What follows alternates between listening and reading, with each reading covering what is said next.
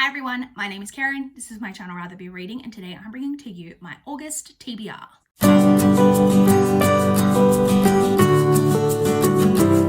So I know that August is going to get off to a very slow start because, as I just mentioned in my July wrap-up, if you saw that, I'm watching a lot of Olympics, but hopefully we can pick things up in the second half of the month and kind of make up for that. But let's jump straight in and talk about all of the books that I'm planning to read in the month of August. We will, as always, start off with the library books. So one of the unexpected upsides to our COVID outbreak that we had here and getting sent into a lockdown, that was that my library, luckily when I wasn't there, was actually an exposure site for a while. And because of that, they closed for a couple of weeks. And because of that, they had extended all of their due dates. So I had a bunch of books that were really overdue, and I just was benefited from that situation. And so I now have a few that are due in August, which are the ones that are on my TBR, but then I just have a lot more time for the rest of my library books. So yes, the ones that I need to get to this month are Chew Volume 4 Flambe. This is the next volume in this series, which is I can never decide what genre I think this is. It's kind of sci-fi, kind of fantasy, kind of mystery, kind of horror, about Tony Chew, who is a cheapopath, which means when he consumes something, he can see its history, and he uses that to help solve crimes by consuming parts of dead bodies. That's that. I then have The Turn of the Screw by Henry James. This is a tiny wee little book, and I know this is about a haunted house. That's literally all I know about it, and I think it's a governess. Next, I have The Bishop's Wife by Met Ivy Harrison. I really don't know how to pronounce her name. I really need to look it up. This is about a woman who is the wife of a Mormon preacher. And something happens. I think someone goes missing and she starts to look into that. I annoyingly have discovered that this is part of a series. I don't mind that this is the first book in a series, but I only discovered it because I actually have a book by this author that I was approved for on NetGalley that I didn't realize was by the same author. And very annoyingly, it doesn't say anywhere on NetGalley, and it didn't say on Goodreads until when I first looked it up or anything, that it's actually the 5th book in a series, that this is the first book of, which I didn't even realize this was a series. So I'm going to have to read all the books in between before I can get to that NetGalley arc, but I'm going to be reading this one in August. I then have Something from Tiffany's by Melissa Hill. This is women's fiction about two men who are buying gifts from Tiffany for their respective girlfriends. One is buying a bracelet and one is buying an engagement ring, but the packages get switched. It's about that story.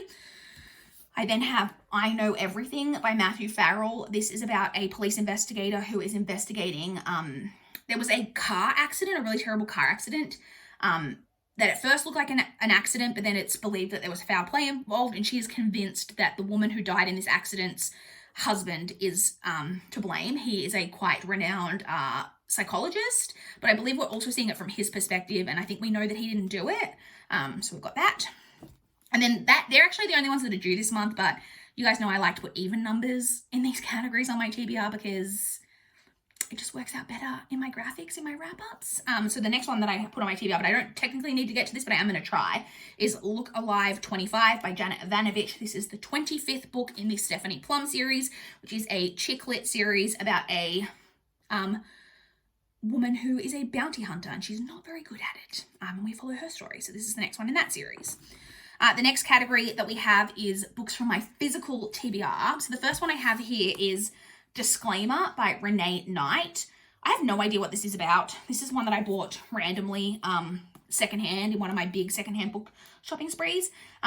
It's a thriller, and it seems to say on the back that a woman finds a novel on her bedside table. I'm not sure. She said it literally says on here that it appears. I'm not sure.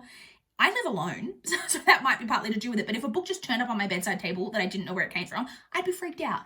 But then she starts to read it and she realizes that she is a key character, a main player. This story will reveal her darkest secret, a secret she thought no one else knew. So sounds very intriguing. I then have Nightfall by Jake Halpern and Peter Kujawinski. This is YA, I believe, and it's about these people live on this island where it's daytime for 14 days straight, but then it becomes nighttime for 14 days straight. And they're not allowed to, they don't stay there when it becomes nighttime. I think partly because of the tides, the tides roll out like hundreds of miles and it just becomes like an issue. But there are also, though, the parents, I think, start doing all these weird things before they have to leave, like rearranging furniture in particular ways and all of this weird stuff that they won't explain why they have to do this. And then a couple of teenagers are there. They're getting prepped right when they have to leave. They have to leave before night comes. But one of their friend goes missing, but they know what their friend was doing, like where he is. And so they're determined to find him, but they need, like, night is coming. So this sounds intriguing. And then next, from my physical TBR, I have an entire trilogy that I'm hoping to read this month. This is the Summer I Turned Pretty trilogy by Jenny Han. So it has The Summer I Turned Pretty, It's Not Summer Without You, and We'll Always Have Summer. I have enjoyed Jenny Han's books. I enjoyed her To All the Boys I've Loved Before trilogy a lot. I also enjoyed her collaboration series that she did with Siobhan Vidaby and the Burn for Burn trilogy. So I've wanted to read these for a long time. I think these might be like slightly younger YA, but I'm not sure. But I just literally know that it's like YA contemporary, and I believe it's about a girl who's torn between two brothers on like summer holidays. I don't know too much about it apart from that, but I'm hoping to read this entire trilogy. They're not super long. I think they're like less than 300 pages. So hopefully I can get through those really quickly. And then the final book from my physical TBR is going to be from the TBR teacup. I just need to move these books out of the way so I can get to the teacup. The teacup! Woohoo! My favorite time of the month. I'm always so excited to pull from here. So let's pull a scrap of paper out. All right, I've got one. The thrill of excitement I get, you guys. It's just unmatched. All right, what is it? Okay, this one's, okay. This one is written in pink marker, and it is The Good People by Hannah Kent. I have read Burial Rites by Hannah Kent, and I can't remember what rating I get. I feel like I would probably, so I liked it. I liked the writing, but the story was pretty bleak. I can't remember what this is about. For some reason, I want to say that this is something to do with changelings, but I might have literally just made that up. But yeah, I'm excited to get to this one. This is just like a random book that I brought from I think I got this from like the library sale shelves at my library. So yeah, excited to get to that one. So then the next category is ebooks, and as always, these are all NetGalley arcs. So I have 6 NetGalley arcs that I want to get to. The first one is the one from my TBR last month that I didn't get to, and that is The Silent Suspect by Nell Patterson. This is a thriller about a woman who is a sign language interpreter. She acts as a like kind of liaison between the police and the deaf and hard of hearing community in Britain. I believe these are set in Britain. And yeah, I'm pretty sure they are. And yeah, this is a series. It's the third one. I've enjoyed both of them, the previous two, so looking forward to getting to this third one. The next one I have is Witchcraft Therapy by Mandy M. This is a nonfiction kind of self-help to do with, I'm not sure if it's pagan or Wicca, but yeah, just about, I think how to apply that in your life, in like everyday life. I don't think you have to like follow the religion. I just thought this would be really interesting. And so I requested that, and I've got that to read this month. I then have You Had It Coming by B.M. Carroll. This is another thriller. This one is about a woman who is a paramedic, and she gets called to an attempted murder scene one day, and she's trying to save the man.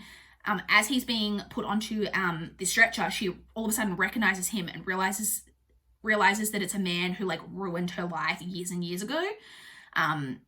I think maybe he dies, but I'm not sure. And then it's about her.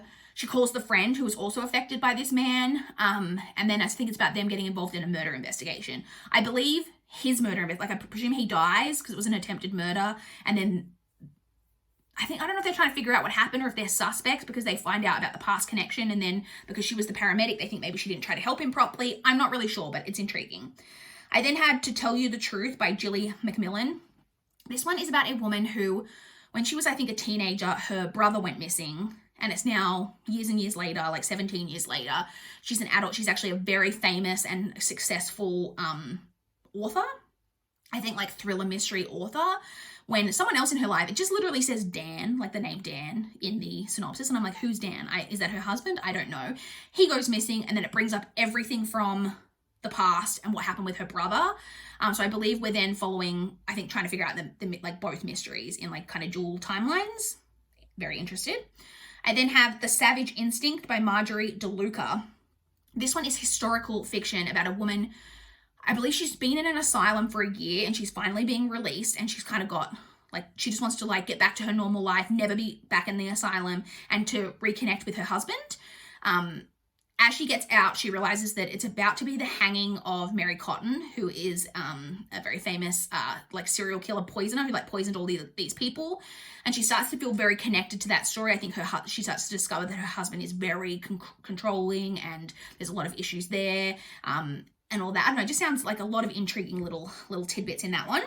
And then the final one that I have on my TBR for ebooks is The Shadows of London by Nick Jones. This is actually a sequel. I can't talk too much about what this one is about because it's a sequel, but I also read the first one, which is about a guy whose sister went missing when they were, I think he was like 16 and she was like 9 type of age range. And she went missing, and it's now years and years later, and he's now, as an adult, he discovers that he can time travel.